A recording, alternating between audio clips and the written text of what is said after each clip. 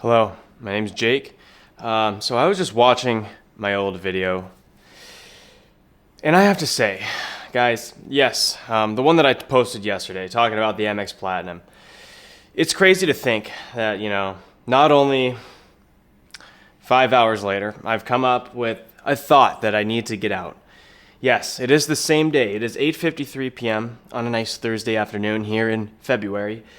And today, I've come up with another thought that now needs to be shared off into the world of credit cards so you can learn something new. And yes, guys, I know I'm all over the place. Okay? I'm talking about one thing and then I'm saying another and canceling one thing and then saying I'm not canceling, okay? We're not canceling the Platinum. The Platinum's fine. It works for me, yes. But it might not work for you. And here's where this whole entire thought process started. I just watched Luke's Points and Miles and his video today.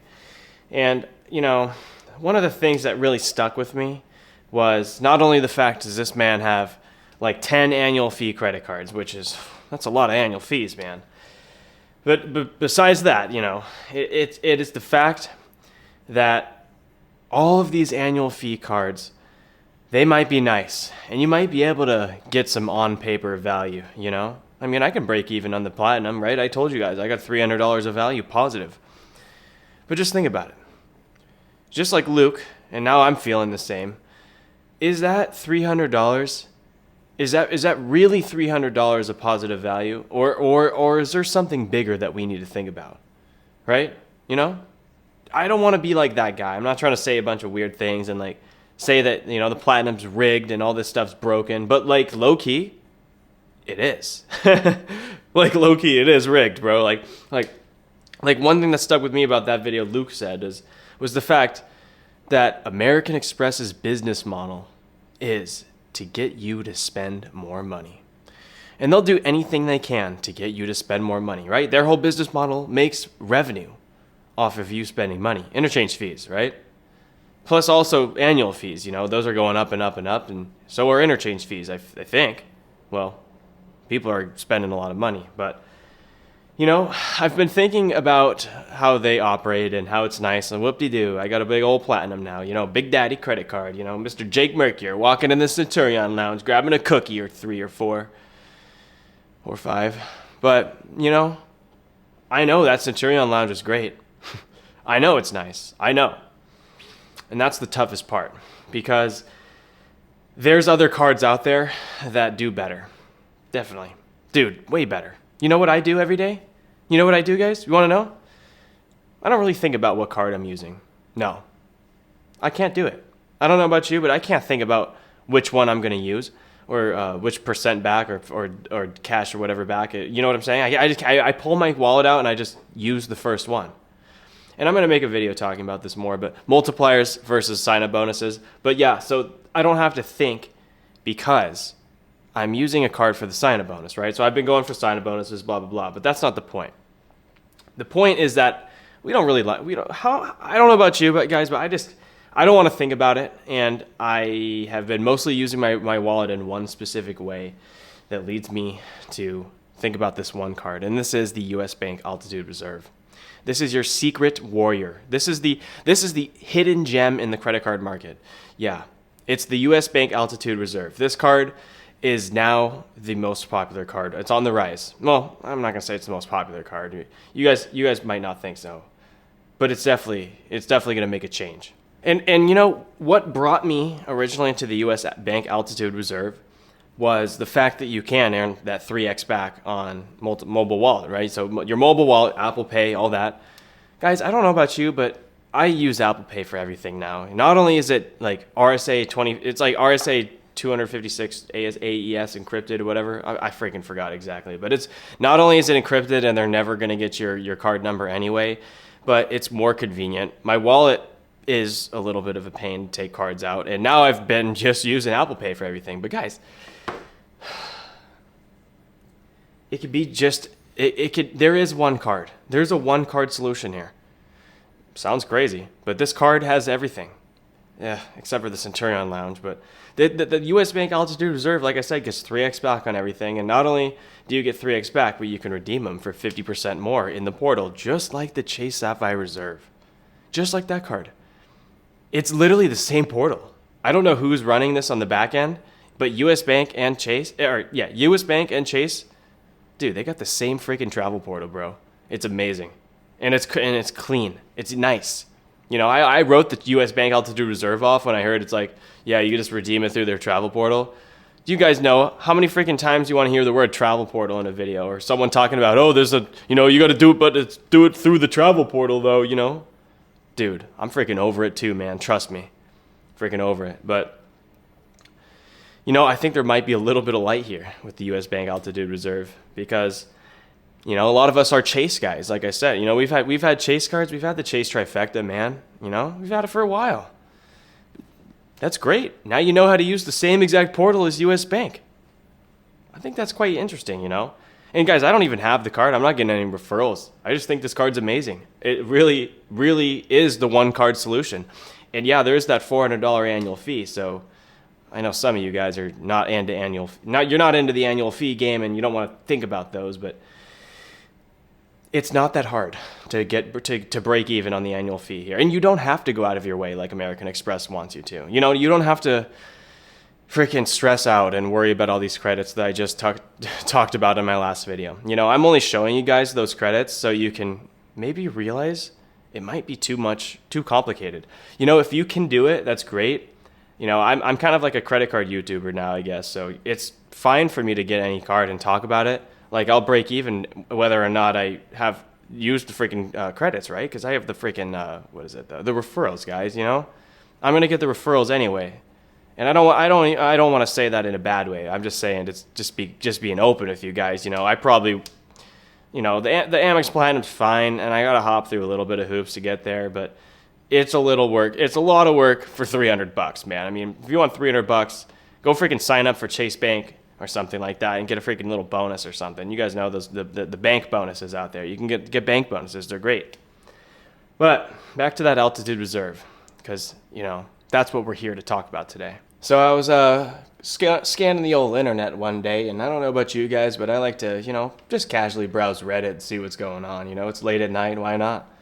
And I stumbled upon credit cards, you know, r/credit cards, and I saw the U.S. Bank Altitude Reserve being talked about, and it had like a lot of upvotes. You know, it was some serious business here in the Reddit. Yeah, you know what I'm saying. But guys, I saw what it takes to make the U.S. Bank Altitude Reserve break even, because, you know, it does have a $400 annual fee. But the thing is here is that it has a $325 flexible travel credit, just like the Chase Sapphire Reserve. Honestly, this card seems to be a little bit just like the Chase Sapphire Reserve with a different freaking code on or something. You know, it's a little bit different, okay? It's just dressed differently, you know? But you don't have to spend that much on this card to break even. And I'm talking to break even with a 2x back card. Yeah, this is not just break even on zero, man, because, like, we all know that there's opportunity cost here, right? So you don't want to just call the break even, you know, getting to zero. You want to call the break even getting to 2x, because you can just put that on an old 2x back card. That's the standard now, you know? Fidelity, freaking SoFi, you know what I'm saying, the Venture X, all that, you know? And so you don't have to spend that much. If you do the math here, I'm looking at it right now, you know. So what we're going to do is we're going to take our effective return and subtract 2x from there. So 4.5% minus 2% is 2.5% that we need to cover. And how much spending on 2.5% do we need to cover that $75? And here we can see it right here. Let's just say, if you take $75 and divide it by 2.5%, which is 0.025, you get $3,000. That's it. You just need to spend $3,000. Just $3,000 on the card every single year, and you're going to be breaking even on a 2x back card with the U.S. Bank Altitude Reserve. This sounds pretty good to you, because it sounds pretty good to me, guys. I don't know if you realize that, but $3,000 ain't that much. And after you're over the $3,000 break even point, dude, you're in the freaking gold. You're in the golden zone, man. think of think of how freaking far you can go there. I know, a lot of stuff isn't Apple Pay, but a lot of dining is Apple Pay now. They give you the thing to scan on, and what else? Groceries, gas. You could do gas, dude. You guys don't realize you can tap your thing on the gas thing. I don't know. You got to know that now, but dude, you could do all kinds. I saw someone who's like, yeah, I had like a bunch of dental bills or whatever, and I just Apple Paid it. I was like, it was funny. I was like, I can't believe you can just do that now. But Apple Pay's actually a good thing. I know you guys are scared of technology, probably just like I am. Tech has taken over.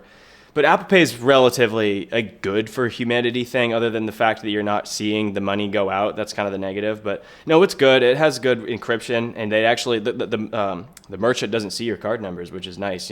No more fraud with that, even though there really wasn't much fraud. And honestly, there's fraud protection. But Apple Pay's good for the overall.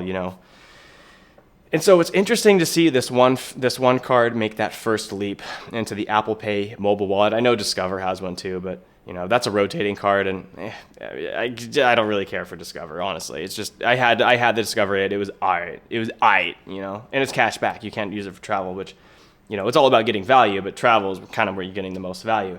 And you guys might be like, yeah, what the heck, Jake? No freaking transfer partners on the U.S. Bank Altitude Reserve. Well, I thought about that, and I've actually realized not all of us are going to the Maldives. I know some of you guys are, and that's freaking awesome, man. But me personally, I'm just going from New York to Seattle, or Seattle to California, or upstate New York. I'm just kind of getting around the U.S. I mean, I am going across the pond. You know what I mean? Lay flat business class style. But you guys got to know, most of my flights are just domestic, man. And honestly, with Turkish getting freaking peeled on their freaking devaluation, and now all of a sudden that's 10,000 Capital One miles instead of 7,500 for a domestic flight. The Turkish Airlines Miles and Smiles United redemption that you could do, yeah, that's no longer 7,500, bro. It's 10,000 now. So with recent devaluations with some recent devaluations going on, guys, it makes a lot of sense to just go ahead and portal redemption. So I'm a portal warrior now, as I coined that term a couple months ago for whoever remembers that. But yeah, anyway, guys, 1.5% cents per point, 1.5 cents per point is perfectly good for the freaking U.S. domestic, man. And that's what you're going to use the Altitude Reserve for.